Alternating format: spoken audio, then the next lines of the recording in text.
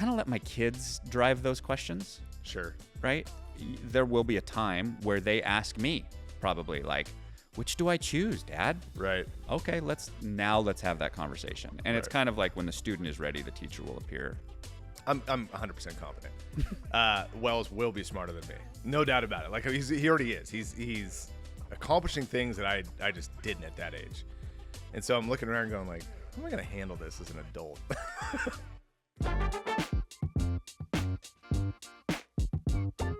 Welcome to Processing Purpose, a business and lifestyle podcast committed to having honest conversations about the stuff in our lives that is often suppressed, ignored, or overlooked. We are two brothers from very different backgrounds, but with one common goal. From entrepreneurship to relationships, from hobbies to house projects, nothing is off limits as we process becoming the best version of ourselves in business and life.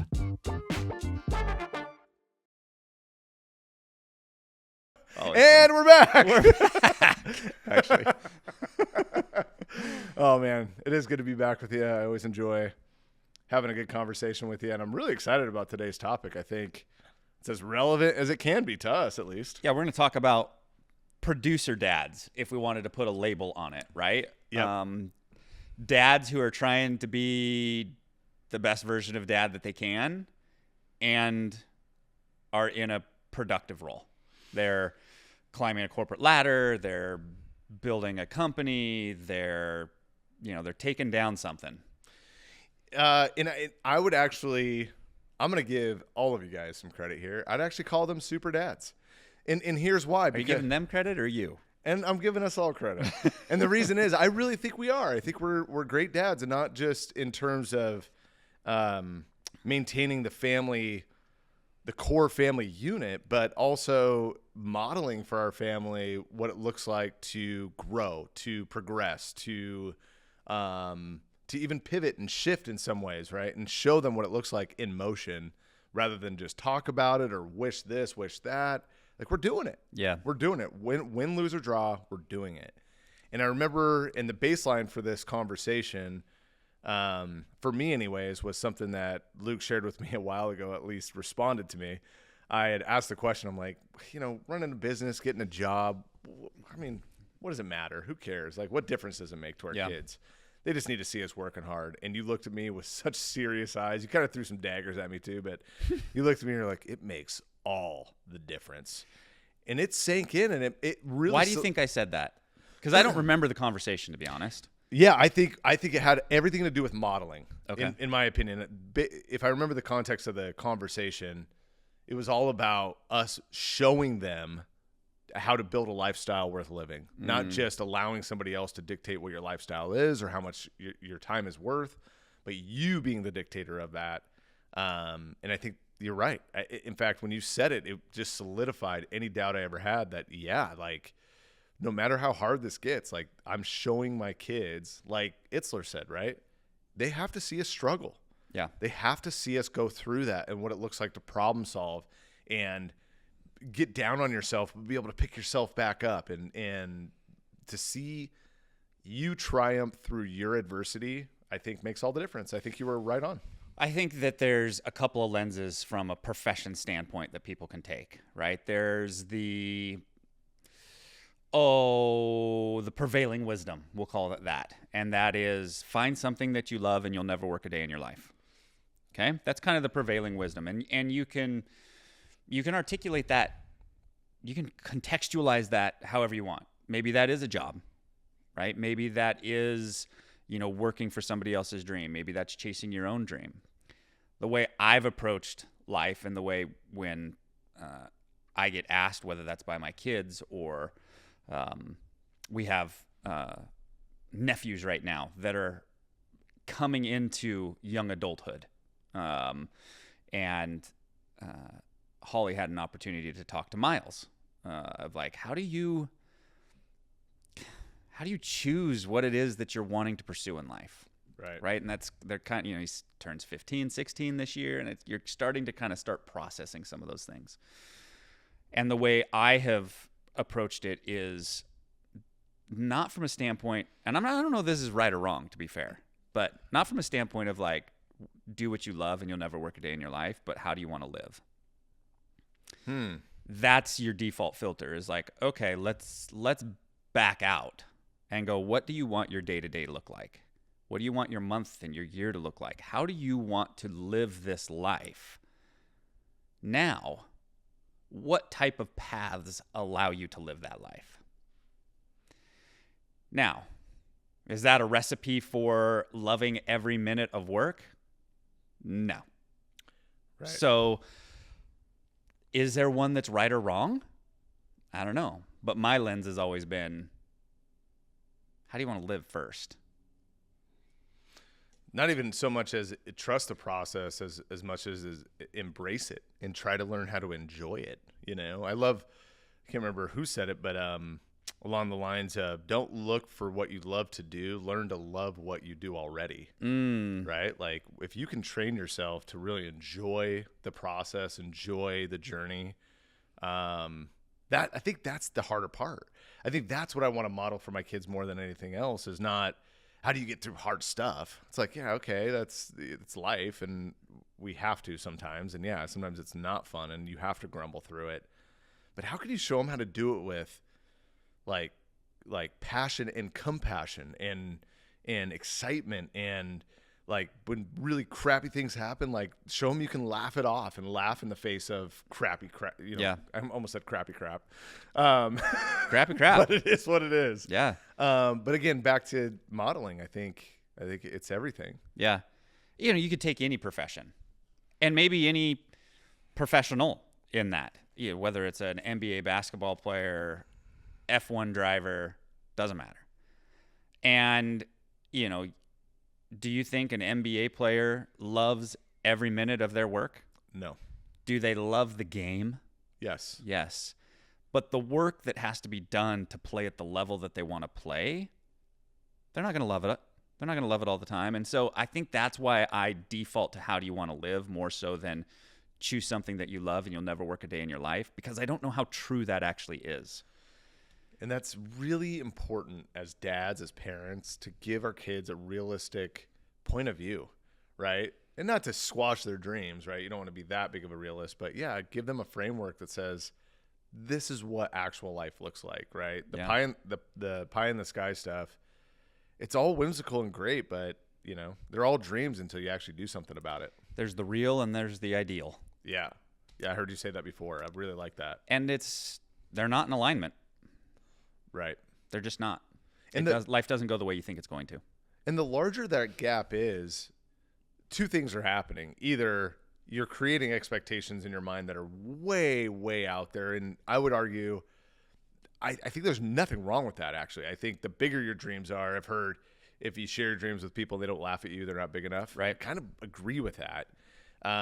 You know, you could ask Jeff Bezos and everybody else right back in the 90s, what are your dreams, buddy? And I'll bet you anything, you would have laughed at him then. You would have said, you're out to freaking lunch. Yeah. And he is where he is now. So I think it's important to dream big and do that, but also, you know, to walk with our kids and really have them understand that, yeah, you're gonna get punched in the mouth a little bit and it's gonna hurt.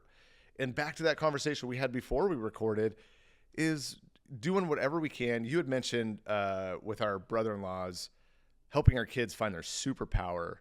And I think that's so important because great work and superpower, if you can align those two things and your superpower and you perceive it as great work, man, you can just change the world with that. You really can.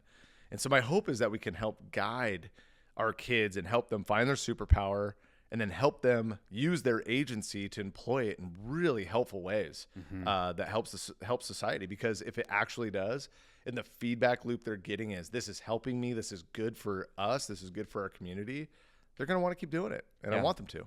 So professional dads, we're going to kind of, as you can tell, kind of bounce around. We just went on like a 10-minute tangent there. And hopefully that meant something to somebody. But, you know, where we're wanting to go is like, they don't have to be opposing forces. Correct. Right? They can be synergistic. Right. That doesn't have to be like you either choose to be a great dad or you choose to excel professionally. Now, I do think that there's sacrifice depending on the levels that you want to be in both of those areas. Right. To reach and you know, for lack of a better example, a Jeff Bezos level, you're going to sacrifice the quality of a dad that you can be. To be, and maybe the opposite's true as well, I don't know, to be the very best present dad you can, you're going to sacrifice professionally. But there is some synergy that can happen if you find a way to balance it. And so let's talk about what that looks like and how we do it and how we want to communicate that with our kids and how maybe it even evolves as we grow. Well, as you're saying all this, the one thing that's really hit me and it's made me realize, actually, I got a 8-hour drive with Wells tomorrow. We're going to Montana for the rod building workshop. Oh, that's right. Which I'm really excited about. So I'll quickly explain. What's that Lines, real quick? Yeah, Family Lines, which we've been involved with, is a fly fishing nonprofit aimed to restore abstinence in fatherhood. And as a gift, I can communicate here because I think it's a safe place. Yeah. But this is my last year of volunteering. I've volunteered pretty extensively for the last 14 years for 2 different organizations, which has been so life-giving. In fact, the other organization I ran into at Starbucks, Nice. I got to say hi to them for a bit. But anyway, I've given a lot of time to these organizations, which I'm grateful for. I love, and I want to continue to see flourish. But I got 14 years left with my kids in the house, Right. and I really want to just dedicate all of that extra time to them and their extracurricular stuff. So. All to say is John's been so gracious and bringing us over for a rod building workshop great. to say thank you. That's great. For the service. So my dad and my son are going to come. My son and I are going to be driving over to Kalispell. We're going to pick my dad up and then drive up to the camp from there. But my point with all that is it'll give us time in the truck to talk about. Yeah. I've never, ever explained to my kids why I'm running a business, why I've built a business, why I've started one, why I even care, why it matters, why I'm choosing not to be an employee versus, and I'm not saying there's anything wrong with that. Yeah. But I'm not doing that versus this. Never had that discussion. And I think him having he's a pretty inquisitive kid. Sure. And he can comprehend a lot, even for his age. Like, man, what? Like, how are you asking these questions? He was asking me about socialism the other day. It was like, what? Where'd Like, that at come 8 years from? old, I had zero interest in anything related to politics or anything. So, but it will give me an opportunity to explain it and tell him, hey, I'm doing this really because it's who I am and how I'm wired. But more importantly is I want this to be a legacy for you and your sisters, that if you guys don't want to take on the family business, so to speak, fine. But at least take the skill sets and the knowledge that we've gifted you and use those in your own way to build your own lifestyle or empire or whatever it might be. And that's my hope. That's what I hope it accomplishes for sure. Yeah. At 8, who knows how much of that will go in one ear and out the other. Right. Right. And listening or watching for distraction cues and knowing how much to actually do. Right. And carry over. But yeah, those are great opportunities. And Van, who's turns 12 here in a few weeks, he's definitely at that point where he's asking real questions now about what I'm choosing things and looking at why we're doing what we're doing and how we do it and all those things. And part of that's because I work from my house, right? I have an office there in the house, and so they see day in, day out going up to the office and doing work and How are you doing with, and I'm not saying he is, I have no idea, I have no baseline. I'm pretty confident. I'm 100% confident. Wells will be smarter than me. No doubt about it. Like he already is. He's accomplishing things that I just didn't at that age. And so I'm looking around and going like, how am I going to handle this as an adult?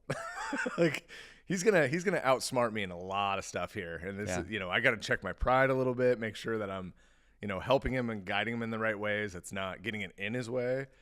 How are you handling that with Van? Because I know there's moments of like, we've kind of laughed, like you're like, I don't even know what he asked. Yeah. I don't even know what that question was. Like, yeah, I think it's wonderful. Like it doesn't intimidate me at all. That's awesome. I arrogantly so, though. Part of that's probably because I think I'm fairly high on the intelligence level as well. Like I think that the way I process things is different than the way most people process things. And so it doesn't worry me or scare me when they start to go deep, or he's already smarter than me in many different areas. And there's kind of a social line too, because to your point, you get to a certain line socially, and highly intellectual people, you go above that, they're socially retarded. Yeah. They can't even function in the real world. And I'm sorry if that's you, but I mean, like, so in other words, you're able to socially navigate really smart people because you can get on their level. But if it goes up and above that, it doesn't matter. Yeah. Because that person can't really socialize with you anyway. Yeah. Yeah. So I don't know if that'll evolve and I'll feel differently, but right now I'm just like, yeah, get yours, dude. Whatever. Yeah, it's pretty fun. In the background is, most people don't know, but he's wildly intelligent kid. Very, very gifted academically. And so anyway, that's what spurred on the question. But I know for a fact that's going to be. But my thing is with Wells is, like, he likes to stick it to me, and I don't love that. You mean he likes to, like, prove that he's smart? Oh yeah. Oh, interesting. So, Part of that's maturity. Yeah. So we'll get there. Taking deep breaths. But he's a wildly talented kid, and it's pretty fun. It's really fun, actually, to look and realize, yeah, like, my job is to make my kids better than me. Yeah. Or hope that my kids turn out better than me, not make my kids better than me. But I just look around at all my kids, and I'm like, you guys are just such talented little kids, It's pretty fun. Yeah. Pretty fun to watch them grow up. What about your girls, though? We've talked about our boys, obviously, with maybe more of a leadership hat on, but how are you instilling some of this in Nora? She's a fireball. So from a leadership drive standpoint, I'm not concerned. It's a very, like, I have to temper it. I have to temper it without breaking it. Break the will, not the spirit, right? That's really what it comes down to for her, is that, like, I have to help her figure out how to take all that piss and venom, if you will, and funnel it. Because it'll be fierce if you do it in the right way. It'll be fierce. And right now it's just willy-nilly all over the place, and it's, spewing out on mom and brothers and me, and it's like trying to rein in a wild horse. But a horse, you actually break. You break their will, right, and their spirit, and that's how you get them under control. And I'm not trying to get Nora under control. I think that's the wrong approach. Subject to change. You're just trying to get her in the right lane. I'm just trying to get her to realize that there's moments when you unleash the fury, and there's moments where you funnel it and you focus it, or you restrain it, depending on what that moment calls for, and understanding what those different moments are, how to read those moments so that you don't get yourself into trouble, whether that's with authority, whether that's emotionally, whether that's physically. Like, there's moments to unleash the beast, and there's moments to keep a muzzle on it. Yeah. And knowing where that is, I mean, I think for all of us is an evolution and experiential of, like, oh, okay, that was too much. Yeah. So that's what I'm trying to help her do is she's 8, almost 9. And so it's not about, like, what am I choosing, or she told me today, she's like, I'm doing long division now. And it's like, that's where her head's at. It's not in the, what comes next. Right. So trying to help her, part of the superpowers, right? Trying to help her hone those skills and figure out the emotionality intelligent side of, like, this is an asset if I allow it to be, but it will also be a curse if you don't be aware of it. Right. Do you guys have any conversations in the home around female leadership, or no? Or is leadership just, it's a non-gender conversation? A little, because we have a woman running for president right now. Yeah. And so she sees that happening. And, the debate was last night, and we don't have to go into the debacle that was, but I thought it was eloquent and beautiful. What did you see? You were watching a different channel. It was an embarrassment, is what I saw. Yep, agree. And But my daughter saw, I had paused the television at one point, and I couldn't even finish the debate, but I had paused it at one point, and she asked me, she goes, "So who's president?" And I was like, "President Joe Biden." She's like, "Okay, which one's Biden?" I'm like, "Neither of those are Biden." "Well, so who are those people?" I'm like, "Well, that's former President Donald Trump and Vice President or, aspiring President Kamala Harris." "Wait, she could be president?" "Uh-huh, she's running for You're telling me that there might be a woman president?" "Uh-huh." "Like the first ever?" "Uh-huh." "Really?" And you could just see her light up like, I didn't even know that was possible. Yeah. So she's starting to think about some of those things, but we're not having the conversations outside of like, well, it was an opportunity to just talk about possibilities. Right. So, yeah. And I also don't think I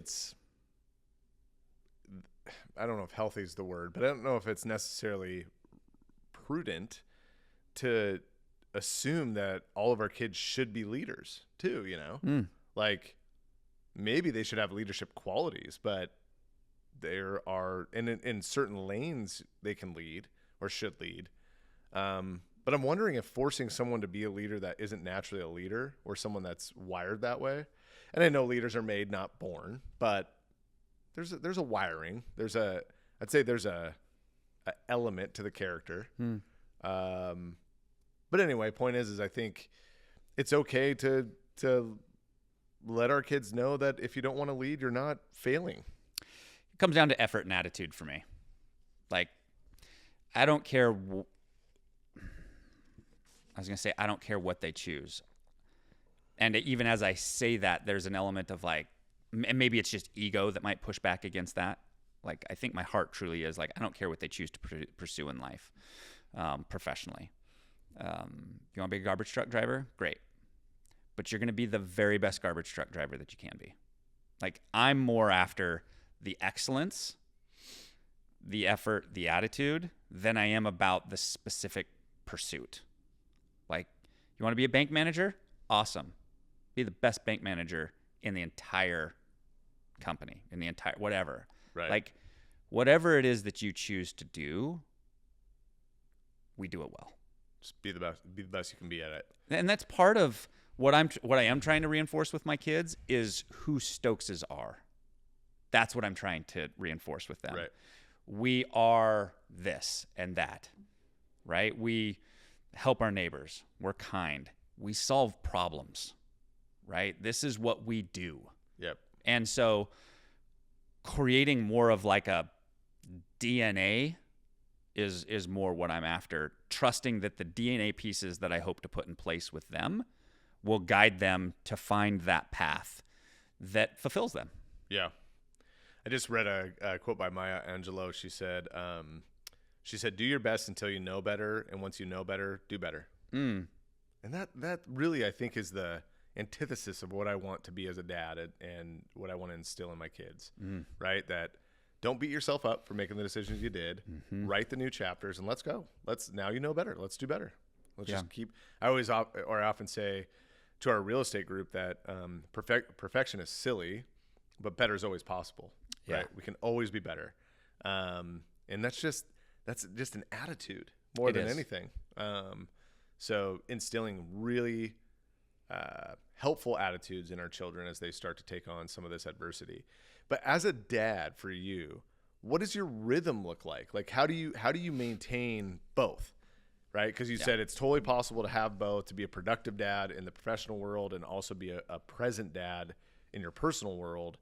So what does that look like for you? How do you show up? Yeah, for me, it does have an element of professional sacrifice to be the dad that I want to be. Yeah. And everybody has to find their own balance there. So I don't want to project that on you or a listener or anything. Like, this is my truth. And so maybe it resonates, maybe it doesn't. But there is an element of just professional sacrifice that comes along with it for me. An example of that might be, real simple, is that today, instead of working till 5 or 6 like I need to, at 4:15, we're loading the family up and we got to go to Wenatchee because there's a couple of things that we have to do before Nora has a soccer game at 6, and so I'm cutting my day short versus, sending them and doing some work and bringing another car and showing up late or not going at all, right? There might be moments where that happens, but I choose to rein in the professional or sacrifice some of the professional to be a more present dad. And so the balance is ongoing. And sometimes it ebbs one way versus the other. And sometimes there are priorities that come up and require a change. Yeah. In your priority. It happens. But on the whole, I try and maintain a work structure, but hold it loosely so that I can be what is required for them as well. And that can be everything from, they come home at 3:30 in the afternoon from school and they always come up and interrupt whatever it is I'm doing. And it used to irritate me. And it still does on some level, you're distracting me. Right. But I have to remember, they just want to feel loved. They just want to, they're just coming to say hi. Take 5 minutes, take 10 minutes. Yeah. And just turn your chair and pull them up on your lap and talk about their day and, and what's going on and what made them smile today and anything that made them sad today, and ask those questions and then be like, all right, got to get back to work. And so taking the moments when they present themselves, being aware that the moment is presenting themselves is obviously the first step, because it's easy to just go, I'm in the middle of something, come back later, or not now, or you're not supposed to interrupt me when I'm doing this, or if my door's closed, that means you can't come in, or whatever. It ebbs and flows for me. Expand a little bit on, and I think it's totally relevant to you being a productive, good dad, is the time you take for yourself throughout the day. The section of your day that you have carved out for yourself for personal time. And I know you use it for the gym a lot of the time, but talk about that. Why was that necessary to build into your day-to-day? You can't give what you don't have.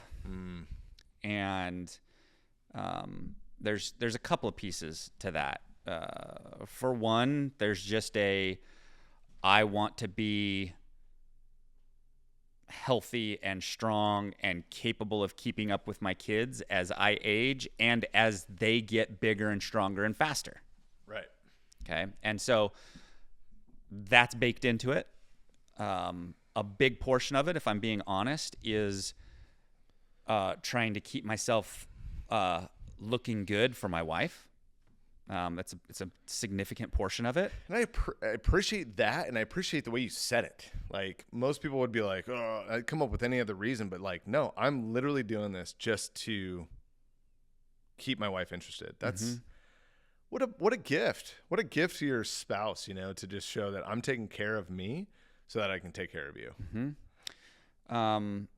There is a bit of confidence that comes along with it. Sure. When you're feeling good about yourself physically, I carry myself different. I'm more comfortable out on the boat with my shirt off or whatever it might be.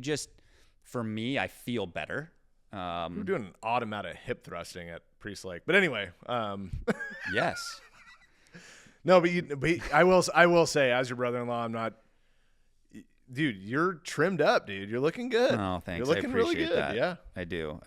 I look in the mirror and go, gosh, there's a long ways to go. But if I look at pictures from 2 years ago, I'm like, okay. Nobody sees their own gains, Yeah. So you look good, brother. So yeah, and coming back to today and the productivity balance, here we met at 8:30 this morning to record. This will probably take us till 9:30 to 10 because we talked, and then we'll have to export everything.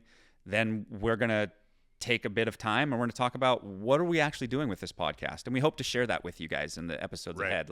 Right. Here's what we're wanting to do. Because we're recording episode 48 right now. So we're 4 away.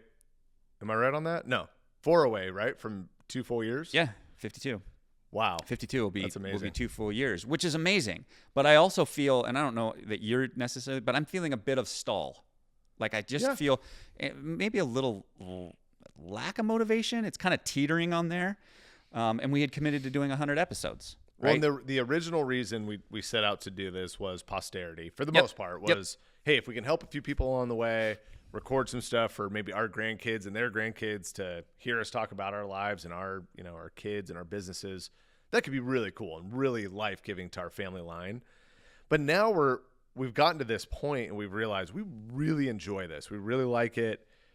We enjoy the whole process, all of it. And so what can we do now to take it one step further and create maybe a little bit more directed conversation and or topical conversations to make sure that maybe we're creating some action steps around things too to really help people make real change in their life.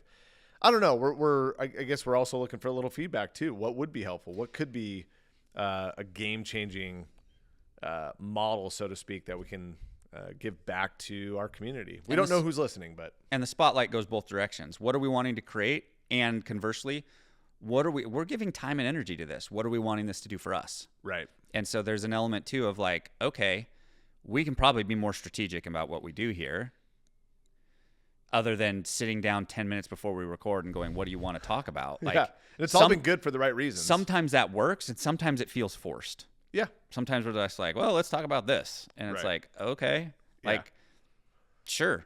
Right. And so part of it's also like, what do we want out of this experience as well? And so that's going to be a part of the conversation. But my point in bringing that up is, we're going to record, then we're going to have a discussion about what it is that we're doing.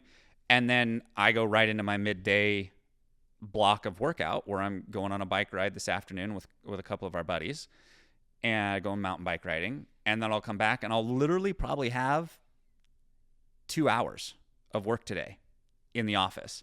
So I got up early this morning at 5:30, 5:45. I put an hour and a half of work in this morning or 2 hours of work in this morning before I came here, and trying to find how to fit it all in.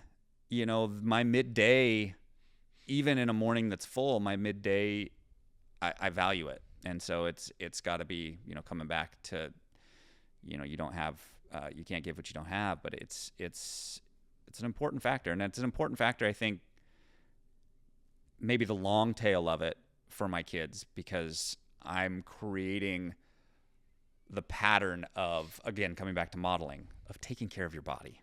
Yeah. As intelligent as my 12-year-old is, he doesn't default to physical activity because he's cerebral. So pushing him outside, this is what we do. You can be smart and active. And it's important.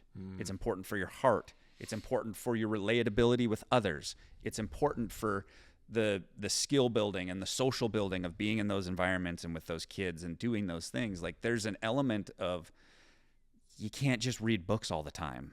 And he would just read a book all the time. Yeah. If I let him, which is a function of why he's so smart, because he's so well read already. But there's a downside to that if that's all you allow to happen. So you can say it a lot, but if you're out there doing it, you're showing what that has to look like. Right. So that's what I'm trying to model in this producer productive dad balance. Yeah. What bubbles up for you? Like, where? I honestly, I don't know exactly what question to ask. Like, the concept still feels a bit ambiguous to me. But like, where do you look at the production and the dad and the balances of things? Right now, I'm just going to be very honest. I feel pretty exhausted. Right now, actually, let me back up. Right now, I actually feel okay, but I'd say seasonally, I feel pretty exhausted. Like I'm, feeling overwhelmed's not the right word. Just taxed, right? I'm being pulled in multiple directions for multiple reasons. Next year, I've actually made the decision to not transact anymore, to only stay in leadership, build the business, grow the business, focus on recruiting, continue to build systems or work with Steph to build systems that make more sense for us as we grow. We take on more volume. But all of that because I'm running thin on capacity. And some of that's fatigue too, not necessarily capacity as much as just tired of doing the same old things over and over and over again, needing some new, fresh things in front of me. So, so right now I'm pretty exhausted, and my wife was so gracious to gift me a night away, which was really needed. And in fact, I almost did, and I was like, no, I don't need that, blah, blah, blah. And then I said to myself, I don't need to be a martyr here, right? Like if you're feeling this and she's giving you the runway, go do it, right? Yep. Go find a way. But what does my day-to-day look like? So it's pretty much get up and go, right? So yes, we're getting better at getting things on the calendar and scheduling things out. Brooke finally downloaded Cozy, so we're getting. I don't know what Cozy is. It's a family scheduling app. Okay. We're getting there, so that's really great news. But right now it's full. I mean, but it's also random. That's the thing about an entrepreneur's lifestyle is I think some people romanticize it and glorify it. Maybe because you see entrepreneurs taking a day and going to Seattle or going fishing for a day and having that flexibility. But it's actually pretty exhausting most days because you don't know what's coming all the time. You don't know what to always be considering or what to work on next. And then you get the phone call in the middle of the day where, this client's pissed off at this client and now they're talking about suing each other, and now you're trying to unravel all that. And well, look at what happened on our trip to Priest Lake. I mean, we don't have to go into the details of it, but you had a transaction decimate while we're trying to be relaxing at the lake. You're just like, well, I just got fired. And it's like, dagger in the middle of this relaxing time. And not only that, and you learn how to not count on these things until they come, but you mentally do, right? It's like buying a lottery ticket. You never really think you're going to win, but you start to imagine like, oh, what would it look like? Totally. Well, anyway, it was a considerable, that was a considerable sale. So, it can be exhausting in those ways where you just kind of get hit in the nuts, a couple times, and you go, okay, well, that's different. And so, in back to, I don't know how many podcasts ago, 10 podcasts ago, when we talked about the other podcaster that talked about hard things, that hard things suck. This doesn't feel good. And this is why most people quit. And this is why I won't. And I keep telling myself that, right? That when I run into these hard moments with work, especially, I just go, this is why I'm not going to quit. Most people would walk away at this point. I'm not going to do it. Yeah. As long as I stay standing, we're going to win. Mm-hmm. We will win. So, so all that to say is, the major commitments that I've made is every Wednesday outside of today, because we decided to record, I've been doing brokers tours to help recruit people into our world. I'm assisting Steph in whatever she needs assistance with. Actually, she leaves today for a funeral down in Texas. Sad, her grandpa passed, but bummer. Yeah. So I'm taking on some of her stuff while she's away. But it's, the blessing is being able to go to soccer practice at 4:00 if we need to, and all that, not have to get permission from our boss and that sort of thing. But it's just all in all the time. I don't know how else to say it, right? Like, the work-life balance right now, and I'm trying to remind myself too that even though you feel exhausted and overwhelmed at times, it's not forever. Yeah. Right. This is not forever. Right. This is seasonal, very seasonal, especially in real estate. Where we go into November through March for the most part is pretty quiet. Yeah. So we're going to go into a slower season, get a little bit more of that time back, a little bit more rest. But right now, I just say with the rhythm of life that we have, our kids are watching us grind. I mean, they're seeing us on the phone at 7:30, 8 o'clock at night. Mom's writing offers. It's just, it's an all-in approach to business and life for sure. Do you try and shield your kids from the downsides of entrepreneurship, or do you flaunt it, or do you just let it be? No and no. I mean, there's, and I say no because I definitely want them to hear.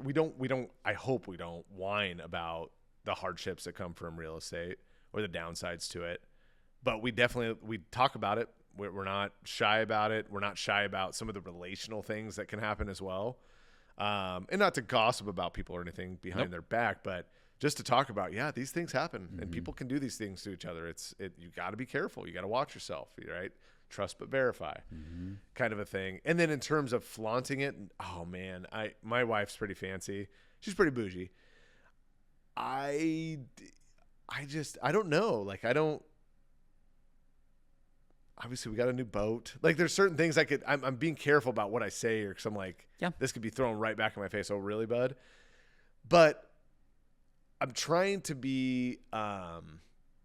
live as big a life as I possibly can without being prideful about it. You know, I want a big life. I want to do big things. I want big adventures. I want to do cool shit. I've said that a lot of times. I want it, and I'm doing it. And I just don't want to be pretentious about it. The moment that happens, please punch me in the throat. What do you hope your kids take away from observing you during this season?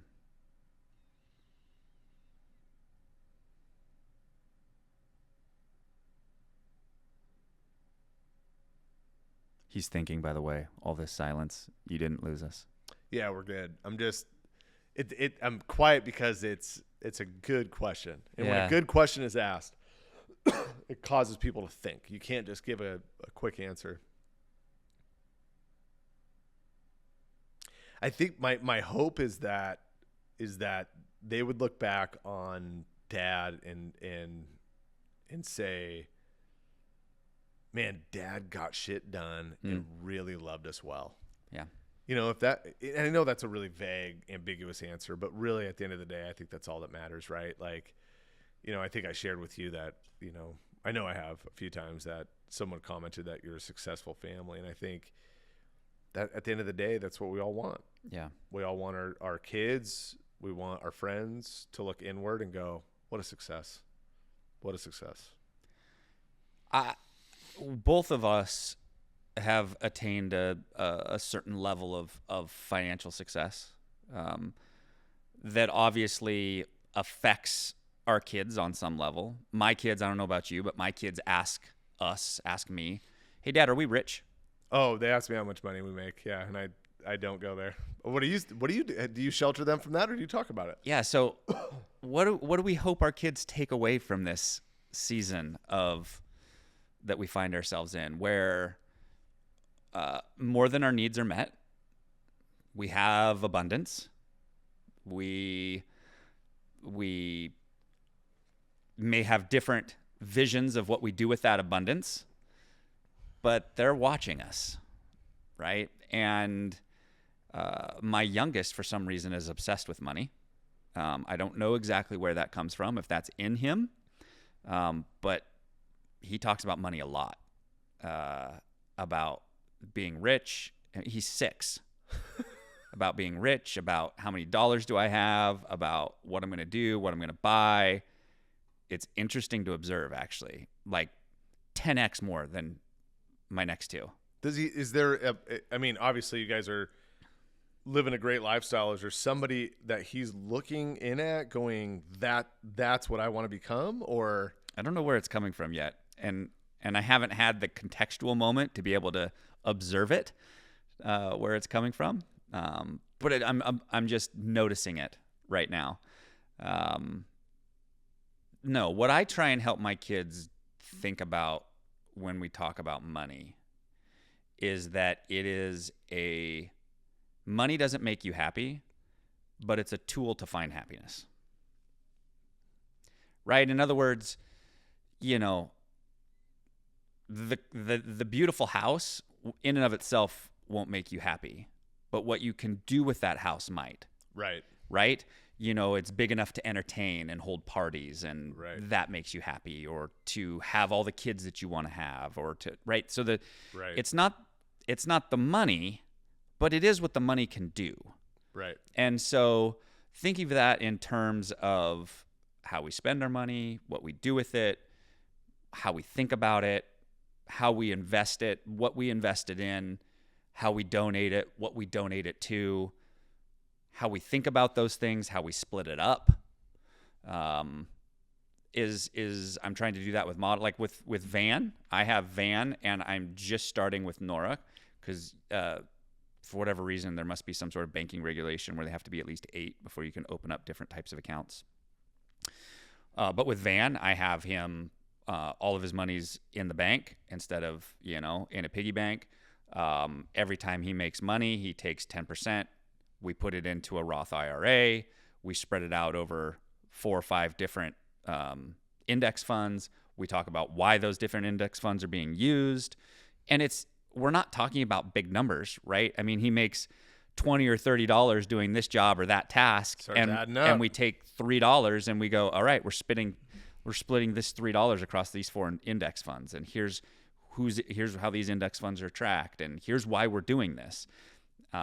We also take 10% and we give it to somebody.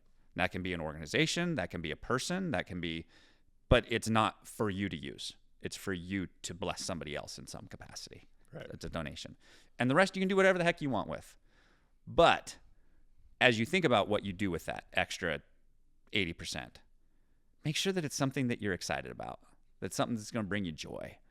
Use it as a lever to find stuff that makes you laugh, that gives you an experience. It doesn't always have to be just about experiences. It can be things, but that thing better also come with some level of fulfillment also. Makes you more of what you already are, right? Mm-hmm. It's a magnifier. It is.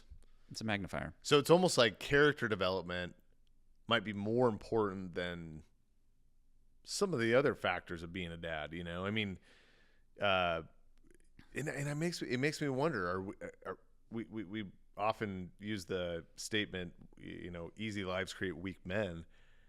Are we creating weak men? Are we, yes, we've built a lifestyle that we're proud of, that we've wanted, but are there other ramifications that could come from that? I don't know. I don't know how you make things difficult in a way that's positive. You don't want to create difficulty for your children for no reason. But I wonder, are we making it too easy for them? Well, there's a balance, right? Giving them, and you could think about this in terms of leaving legacy money, right? Whatever financial legacy gets created in our lifetime, and leaving that to the next generation. I want to leave them enough that they can do anything they want, but not so much that they can't do anything at all. Sure. Right. And so where is that balance? I have to believe that if you raise good kids, like just from a pure integrity, intentionality, kindness, like the building blocks of a good human being, focused on growth, focused on others, and that's just a part of our conversation. And we model that. It's not just talk, but we do that as a family, that those things will carry forward. A good example of that is your friend Devin, right? He grew up in that environment where his dad not teed it up for him, but in some ways, right? Yeah. Kind of propped him up in business, and you have a guy that was brought up with great character and integrity and has used it for good. Yeah, has created 10x what his dad did. Yeah. And that's the hope for our children, right? Is that our kids can 10x us in everything. Mm-hmm. Stand on our shoulders. Yeah. Yep. These broad, beautiful shoulders. They are beautiful. They are. So what we also talked about before we hit the record button, what we wanted it to look like going forward. We talked about what it looks like now. Mine's a little sporadic depending on the day. I typically fill the gap wherever it needs to be filled. And for me, in terms of being with the kids' activities take priority almost always. Mm-hmm. But going forward, are there any changes you'd want to make to that rhythm, or do you find that your rhythm now makes sense and is what you want? Yeah, I think that's a great question. And I think that while we can talk about what works for us, we also have to recognize that we can't have rigidity in this.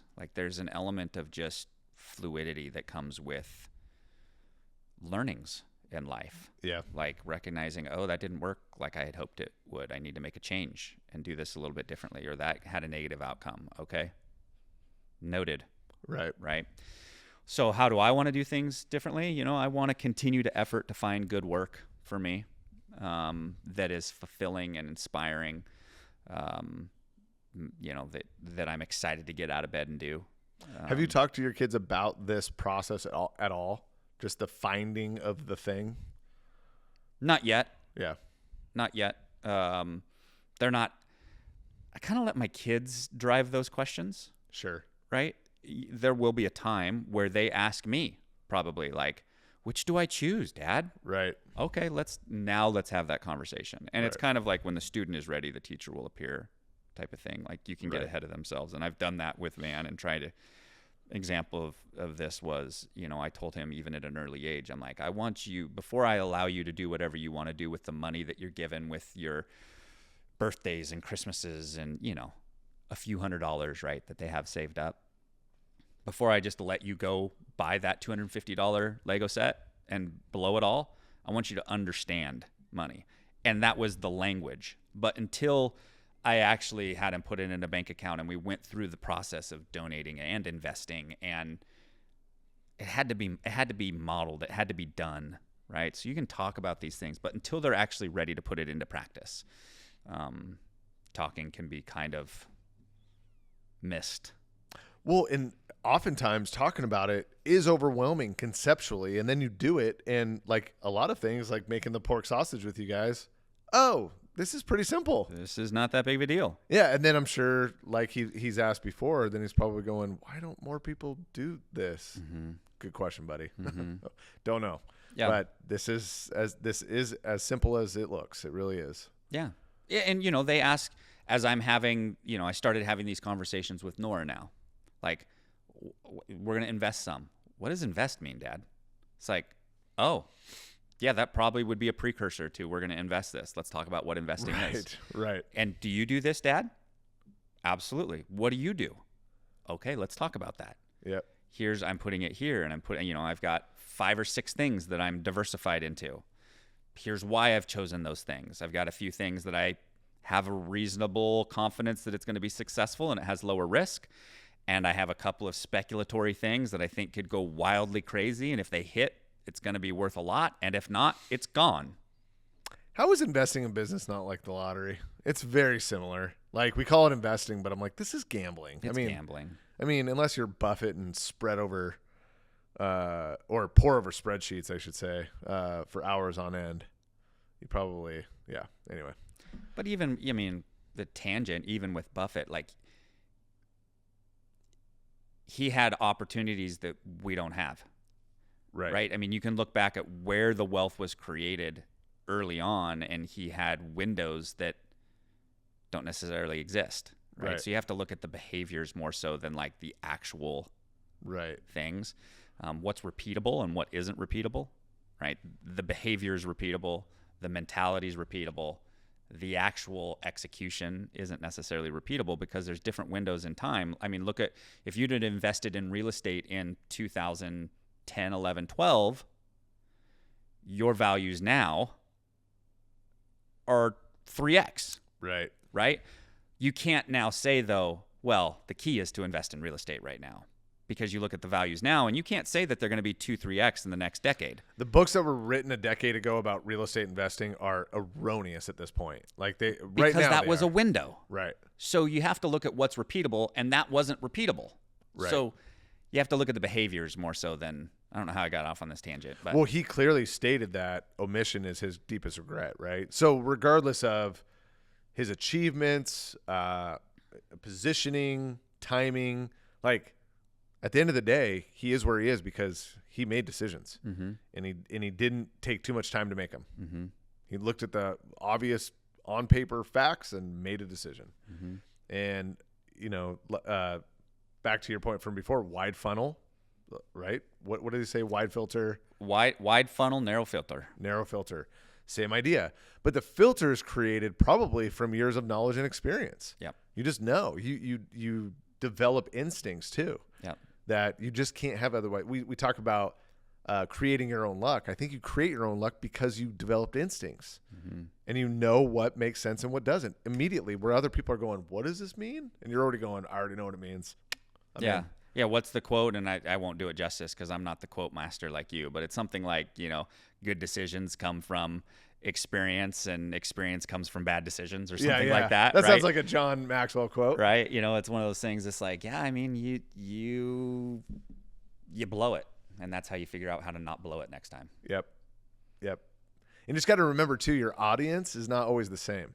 So like we always fear that we're going to have the same audience all the time and everyone all the time is going to know how many times we've blown it. No, they're not. No. Some people will see you blow it and then you'll go deal with a new audience and they'll have no clue that you blew it before. They'll just see what they see and now you have an opportunity to perform again. Yeah. Anyway. Any final bow thoughts here as we wrap this up?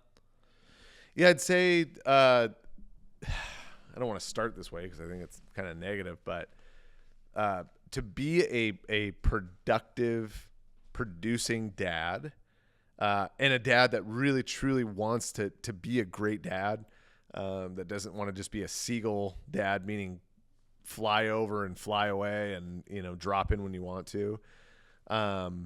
If you really want that to be a reality, I'd say first, just understand that it's going to come with some fatigue and some exhaustion because you only have so much capacity. And if you really want to truly get it all in, it's taxing. It's going to be exhausting. So just know that going into it and be proactive about it as best as you can be.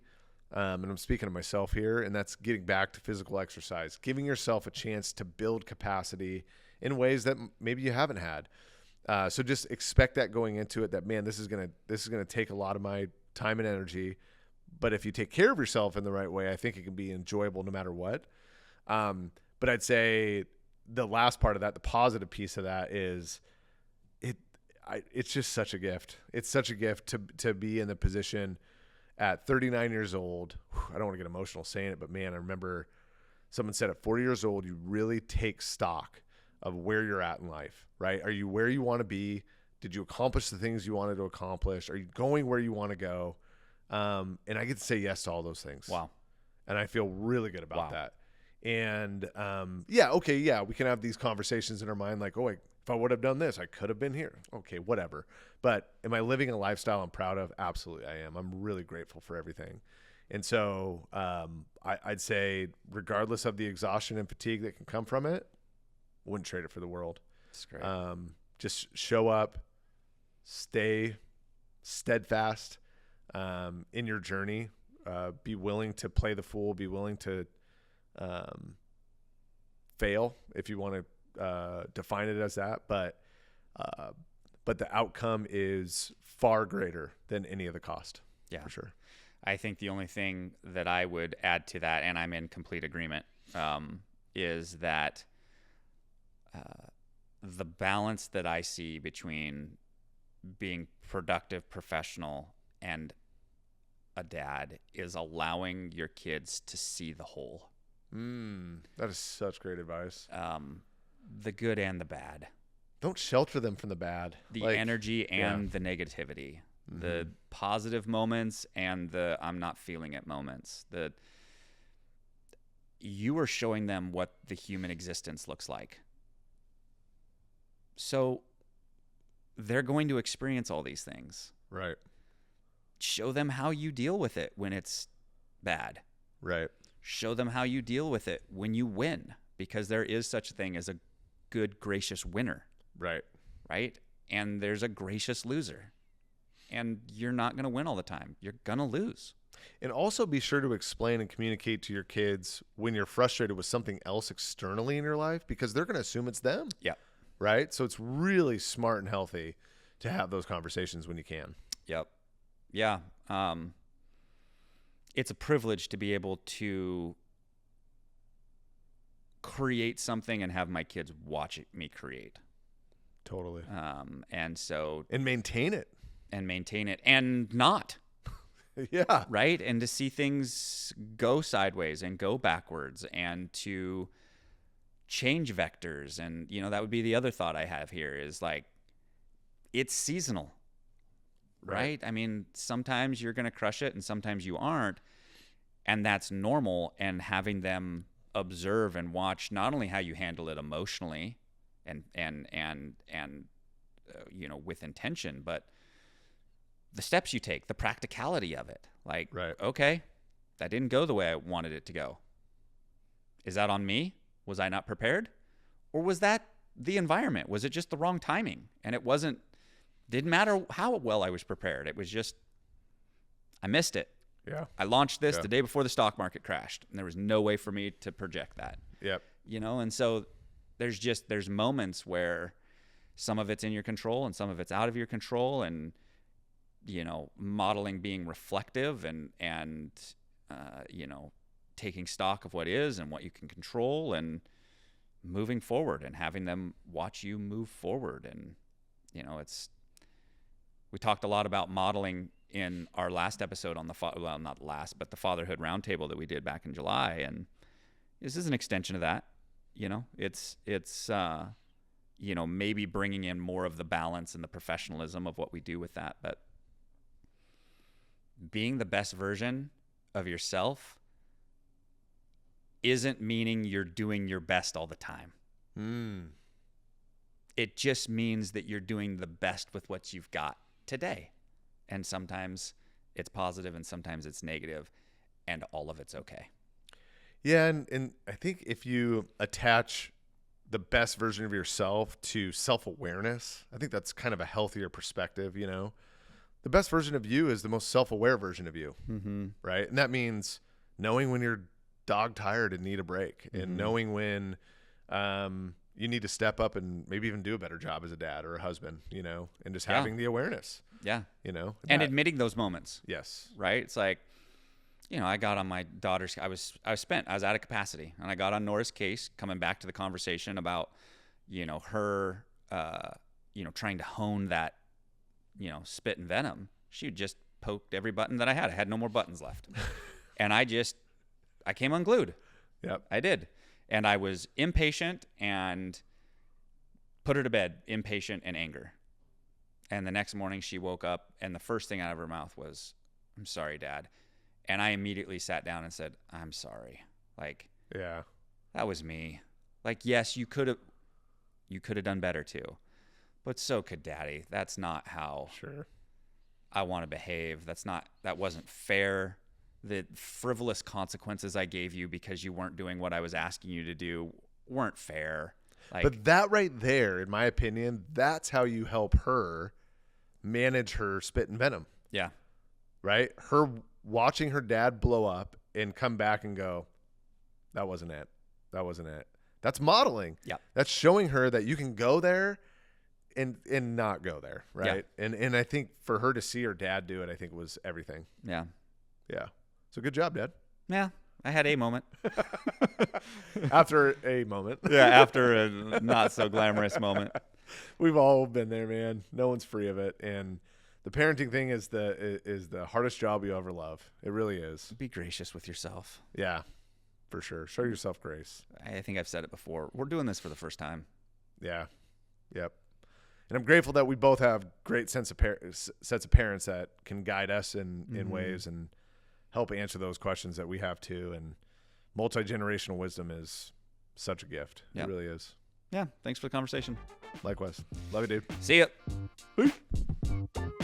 Thank you for tuning in to Processing Purpose. We hope you grabbed a few gold nuggets to take one step forward in your journey of life and business.